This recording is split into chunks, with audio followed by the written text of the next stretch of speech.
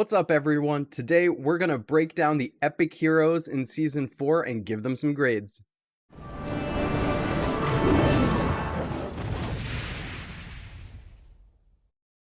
But first, you've been hearing me talk about Gemstone Legends, and that's because some of the biggest names in Empires and Puzzles who really started early in that game are already over at Gemstone Legends building up our rosters like Archon, Anchor, Mr. Spock, myself. And so we know it's the people who get in early on games like that who are at the biggest advantage. So if you've waited to get in on that game, please don't wait any longer. I've got a link in the description of this video that you can use along with the code #Lion# within the first 3 hours and after you complete the tutorial, which will give you 50 free summons. So if you've tried to summon Season 4 and were disappointed with your results, fear not, you don't have to spend any money on Gemstone Legends.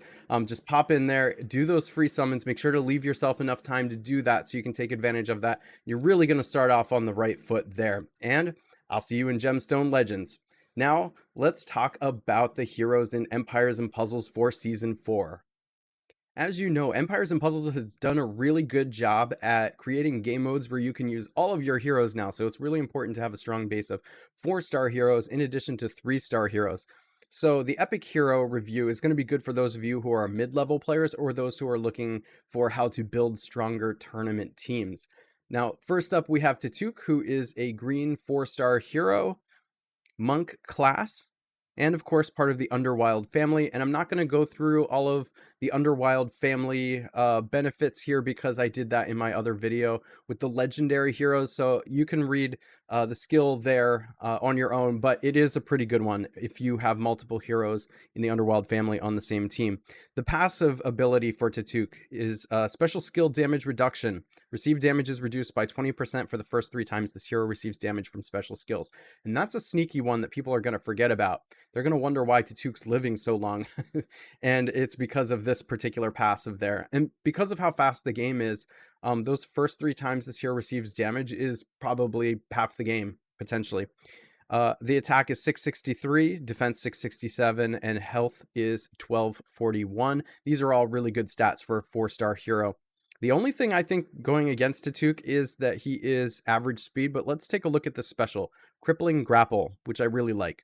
Deals 320% damage to the target. That's a good amount of damage. The target gets silenced for 4 turns. That's an eternity in this game. And the target receives 100 poison damage over 4 turns. My goodness, this guy does a lot of damage and he silences. If you've played with other heroes in this game that use these abilities, you know this is really good. You know this is good in tournaments. You know this is good in wars, in raids, especially against the Titan. So this guy is really, really good. The average speed holds him back a little bit, but only a little bit, because when that special goes off, it could be game over for the opponent, because he really does give your team enough time to really charge up the other specials and to charge himself up again. So for that reason, I'm giving Tatuk an A. He is a really good hero. If you get him, you're probably going to want to think about leveling him up. Let's take a look at Mac. He is a fire hero, fighter class, which automatically makes him pretty good. I always bump up heroes who are in the fighter class a notch because it is one of the best classes. You know, whenever they start reviving over and over again, if you put emblems on him, that makes him a little bit better. But you do have to take him down a notch if he doesn't have the emblems, because he doesn't have that revive ability. Of course, he's part of the Underwild family, and his passive is increase buff duration. This is important to know. The duration of the first 3 buffs this hero receives from special skills is increased by 1 turn.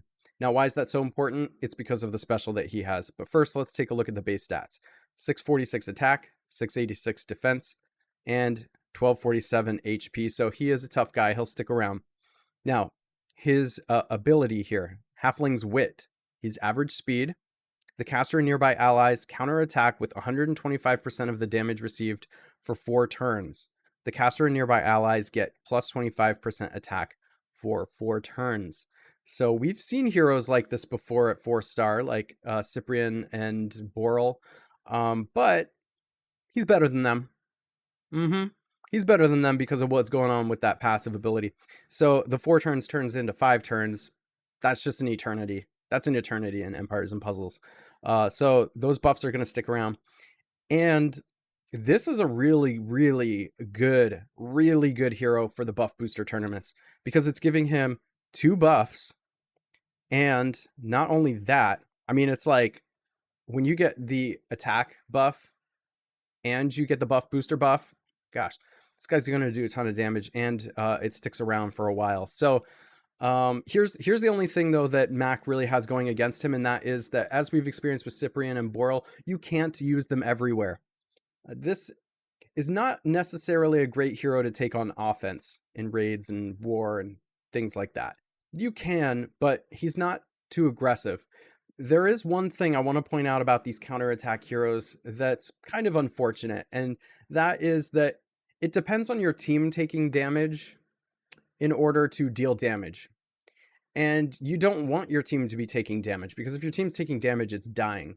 So used right, Mac can be really good, especially on defense, but I don't think he can be used everywhere. So for that reason, I'm going to give Mac a B+. He can be used most places, but you can't just throw him in and take him everywhere. Griffin. Now, Griffin is cool. Look at that art. That is super awesome. 4-star yellow hero. He is a rogue. That is also one of the best classes in the game if you have emblems for him. Of course, he's part of the Underwild family. His passive is increased special skill damage. The first time this hero casts special skill that does damage, additional 30% is added to its power. So remember that. Now look at this attack. It goes really well with his attack. This is a 5-star level attack.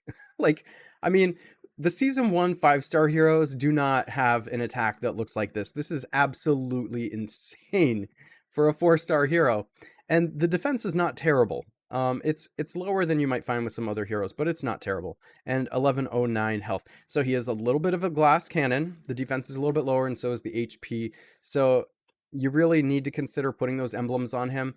He's a much better hero with the emblems, because not only can you pump up that defense and HP if you need to, but you can, you're also going to give him the rogue emblems, so he's going to be able to dodge. He's just a lot better with emblems if you have that ability. Without the emblems, he's going to be kind of a glass cannon. So do consider doing that. Invisible Strike. He's a fast hero, and what he does is he deals 340% damage to the target, which is really good, especially with that super high attack stat. So he's a sniper. The attack will always bypass counterattacks and reflection. This is a really, really neat ability. Because when you go on offense, you have more control over what you're doing as far as strategy, who you're targeting, and things like that. And so while I don't think you can use Griffin everywhere, I do think he's a little more versatile than what we were just talking about with Mac, because you can use him on offense.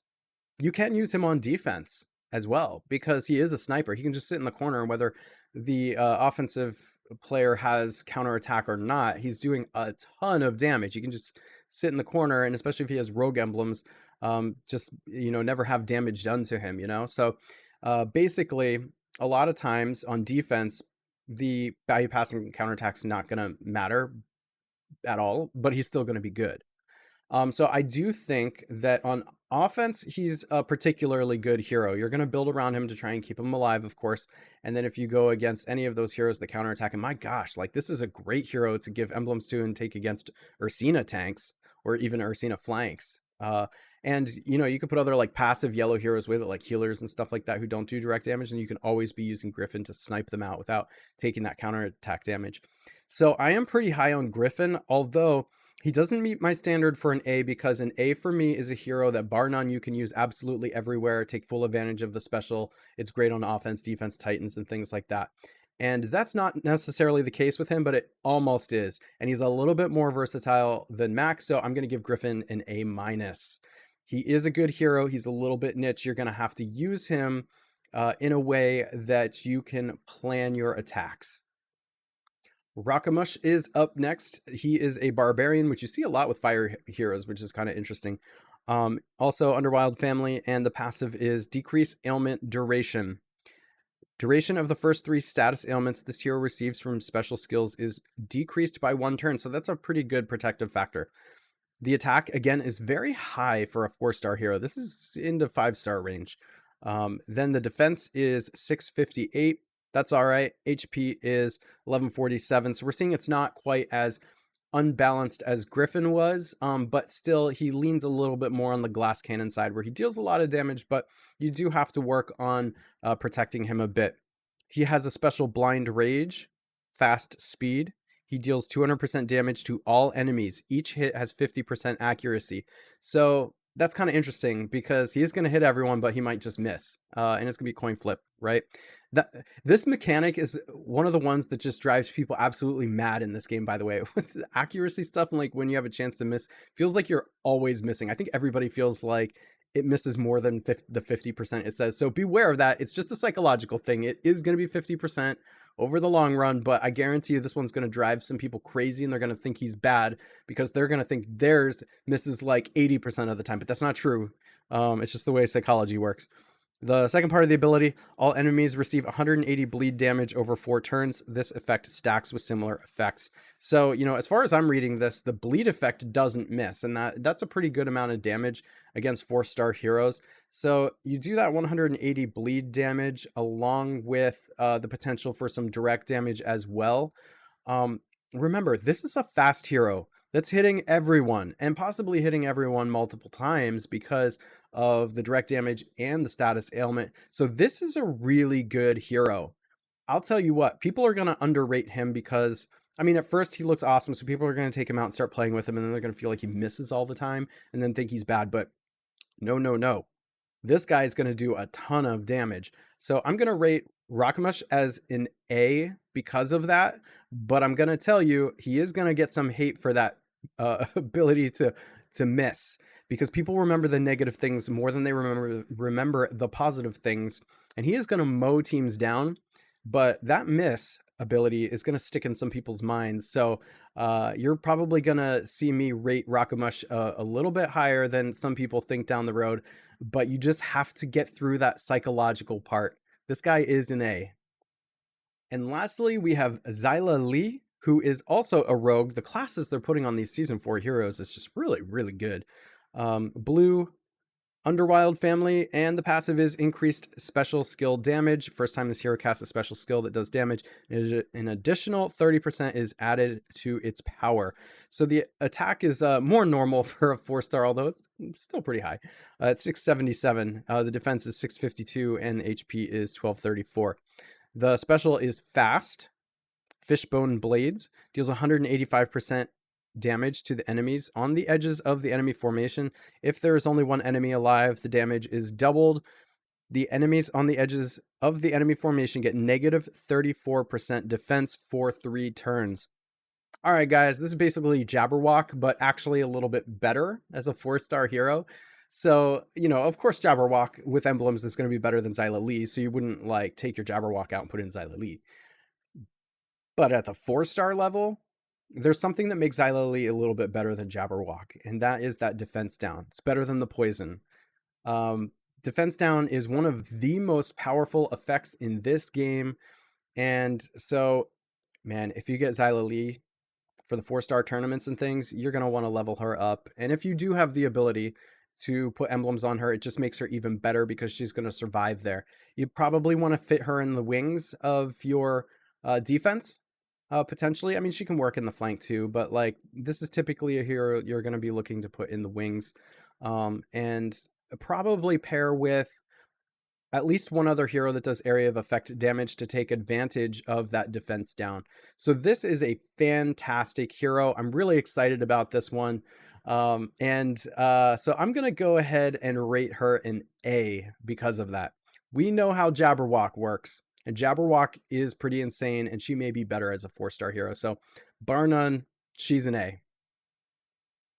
All right, everyone, I hope you enjoyed this video. If you did, please consider giving it a like. And if you haven't already, make sure to subscribe and hit that bell notification so you know when I drop more of these and go live. And I will catch you in the next one.